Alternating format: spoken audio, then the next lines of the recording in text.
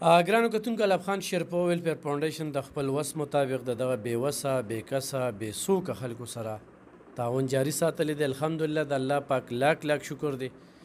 کله چې موږ سوشل ورک کوو نو سوشل ورک صرف د الله رضا، هغې کې دا نه چې دا څوک دی او د کوم ځای دی او د کومې پارټۍ دی او د کومې حلقې دی او چا سره تعلق دی، صرف الله سره معاملات ټیک کړو. دا زنانه چې کومه ده دا ځایي د باجوړ ده او دلته په 400 کې اوسېږي، د کلونو راسي زمونږ دفتر ته راځي، کونډه ده او څلورې ماشومان زامن دي، یوه یې لور ده.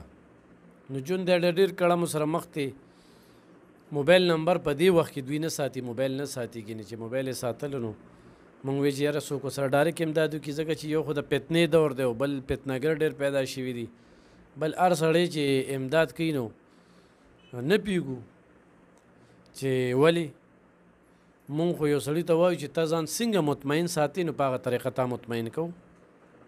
خو په دې سخت حالات کې چې دې وخت کې په دې ملک کې د ګراني دومره انتخا ته رسېدلې ده، د غریبو خلکو خدمت وکړې. ضروري نه چې ما سره وکړې، په خپل چم ګاونډ کې د بېوسه بېکسه بېڅوکه خلکو سره امداد وکړې. د څو کالونو دلته راځي؟ یاره 8 کالونه راځو. 8 کالونه. جی ستا ګټه وټه څه ده؟ یاره بس دغه پردی کار مار کوم. څه کار کوې؟ کور کې کار کوو، کله سکول ته ځو. ها سکول کې خالاتوب هم کې؟ جی په دې باندې د بچو له سروړې؟ جی اوس چې راتلې نو بس څه غرض راتلې چې ما ته به څه میلو شي؟ الف خان به سودا راکړي واړو ته، ما سودا به راکړي. په دې را روانه شوې؟ جی داسې کور کې څه څه نو؟ یاره اوړه نه وو، دغه غوړي نه وو، سبزي مبزي هم نه وه.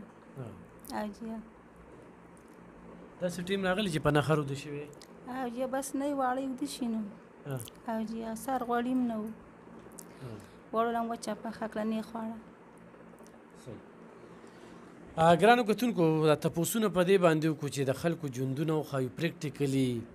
سپید پوشه خلک هم نن سبا ضرورتمند دي، خو دا کونډه ده، واړه واړه بچي دي، لکه د ګټې وټې څوک نشته، نو دا خو ډېره ضرورتمنده ده. په دې وخت کې هم دا چې کوم دی نو په سکول کې هم خدمت کوي، په کورونو کې هم خدمت کوي، نور هم کوشش کوي چې په څه طریقه باندې خپلو بچو له را پیدا کړي، روړي او بچي ته تم هم کوي. نو ډېره ګرانه ده دا واله لورکۍ له دې دا یو نوې جوړه واله ویسه صحیح ده. او دا چې کوم دی نو دا ځان سره فیملی بنسبتي ټول ته به زما دا خواست وي چې خورئ نو فیملی بنسبتي خورئ. نو دا خوشحاله اوسه، الله دې کامیاب کړه، الله ډېره درکړه، الله یو کس الله تعالی درکړه، الله عمر ژوند درکړه. ګرانو کتونکو دا د الف خان شیرپو ویلفیر فاونډیشن د خپله طرفه دا نه چې موږ وایو چېرې دا پلانکي یا بل یا بل یا بل، خو د دې زنانه چې د غوړو باره کې کوم خبرې وکړلې نو موږ وایو چې په موقع والا دا یو مسله خو خلکو ځي دوا خو به کوي. نو الله دې زموږ په خال رحم وکړي او ژوند هم ډېر تېر کړو، لږ پاتې دی. دا لږ ژوند راځي چې په خوشحالۍ تېر کړو، الله سره په تجارت تېر کړو. دې دنیا نه د مرګ ټیم نه دی معلوم، هر څه یکدم پاتې دي. نو چې هر څه رانه یکدم پاتې دي بیا وي په کفن کې هم شک دی، یاره به څوک خیرات کوي، دوا کوي، نه کوي.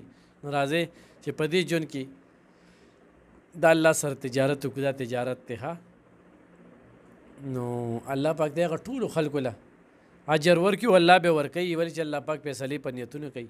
څوک چې د غریبو خلکو سره په دې سخت حالاتو کې مدد کوي. ډېره مننه، خوشحاله اوسئ.